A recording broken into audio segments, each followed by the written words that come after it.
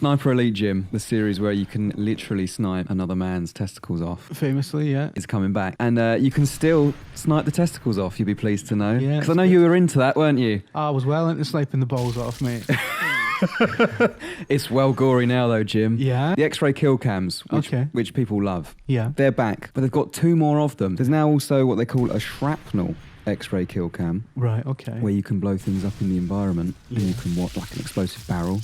Yeah. And you can watch fragments of that just go into other people's bodies. Oh my God. Which is gloriously violent. Yeah. And also melee X-ray kill cams where you can punch someone in the face and watch their nose just like shatter into pieces. It's fucking gruesome, isn't it? It's vicious, Jim. It's just a series for people who like seeing horrible things happen to the human body. Yeah. I liked Sniper Elite 3 quite a lot. You did, yeah. It was a good game. I don't think the setting was as interesting as 2, though. Maybe that was a personal thing. But the setting of 4 interests me much more than 3 of them. Where is the setting? So this is set in Italy, 1943. Okay. So obviously it is wartime, but it's not war-torn. War hasn't quite reached Italy at that stage. So it's being occupied, but it's not destroyed. So the buildings are still there.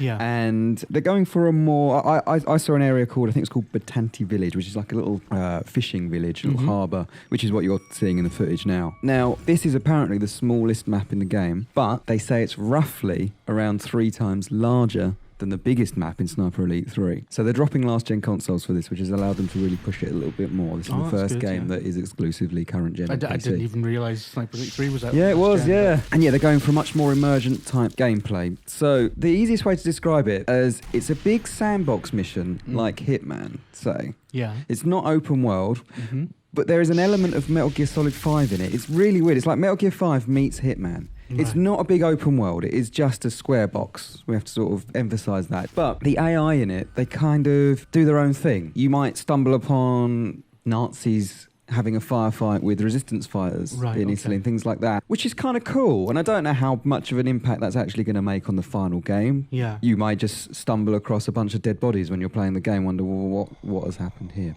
Oh, that's quite cool. Yeah, I like that. Yeah. So I think that's where the kind of Metal Gear 5 influence comes in a little bit. They didn't openly say it's influenced by Metal Gear 5. That's my take on it. I don't know if this was in 3, Jim, but they've got destructible stuff in the environments now. So you say there's a beam that's holding up a balcony ledge. You can shoot that beam out and it will do all its slow-mo bullet stuff that it always did. But it will take that balcony out as well. And obviously if there's a guy, an enemy walking across it at the top, you'll take him out at the same time. So they've got this a certain amount of destructibility in the environment. You're not going to go around blowing up buildings and things like that. But the shooting system itself, one of the things that sniping games, and I can't remember if this applied to Sniper Elite 3 or not, it certainly applied to Ghost Warrior, is that when you fired a shot and you didn't do it particularly stealthily, people would know, the AI would instantly know your location and would know where to find you. And the entire map would be set on red alert, essentially. Okay. They're trying to avoid this in Sniper Elite 4. Okay. So they're working on what they're calling a new triangulation system where you fire a shot, people will hear the shot, they won't know exactly where it's coming from, they'll know the direction, just like the human body works. You'll know, well, that came from over there. Yeah. The more you fire, the more chance you are of being exposed because they will start to work out where you are. Yeah. So it's a lot more natural, it was a lot more realistic. It sounds like maybe a more sophisticated version of what happened in Sniper Elite 3. It wasn't that like every soldier in the map would then zero in on you. Like there would be a bit of a search party and you could easily kind of move. The AI will also hear explosions. So if you blow up an explosive barrel, they will hear that barrel blow up. That makes sense. Yeah. And obviously there's ways, like in the old one, to mask your shots. Do you remember? It looked like a radar, but it wasn't. It was like an audio beacon that showed when you could really mask your shots. That's still in there. When you had generators that kept making noises and stuff. Yeah. You'll know what to expect if you've played Sniper Elite. It's just bigger and better now. In nice sunny Italy.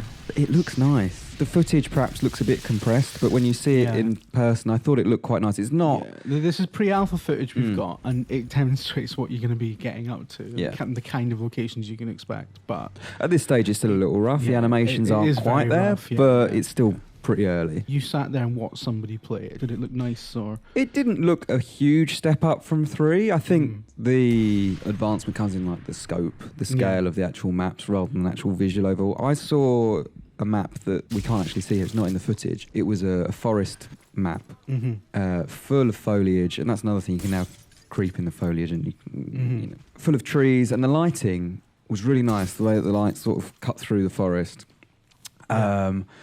And I think environments like that really do show it a little bit more perhaps in terms of what the engine can do. It's not a brand new engine. They've just overhauled the previous engine. So they work on their own tech, essentially, and just upgrade it all the time. Okay. I think it looks nice. I don't think it's one of the better looking games on current gen, but I think it looks good. I don't think you'd be disappointed by it. I don't think Sniper Elite 3 looked bad. It just certainly wasn't as polished as other things that were coming out at the time. But, you know, Sniper Elite 3 was a bit of a diamond in the rough. I think most people in here enjoyed it.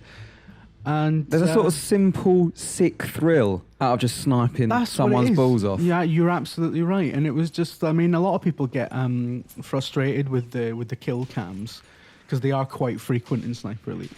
But, I mean, I think for me, that's kind of like, it's the satisfaction of just seeing, even when you don't even get a ball shot, you know, even just the satisfaction of the bullet going through a Nazi's skull is great. You look at the X-ray in some of the footage now, there's one where there's like an intestine shot and, the shrapnel X-ray kills that you mentioned earlier, there's one bit of the footage we have where, you know, you can see like bits of metal and a spanner sticking out of the guy's arm as it goes down. It's really, really gruesome. You're absolutely right. There's that kind of primal, kind of visceral thrill of just sort of killing dudes in a very detailed and But yeah, I'm looking forward to Sniper Elite 4. I am as well. The Sniper Elite games have been a bit hit and miss over the years, but generally I think that they've got that one mechanic nailed, and however good the rest of it is a bonus.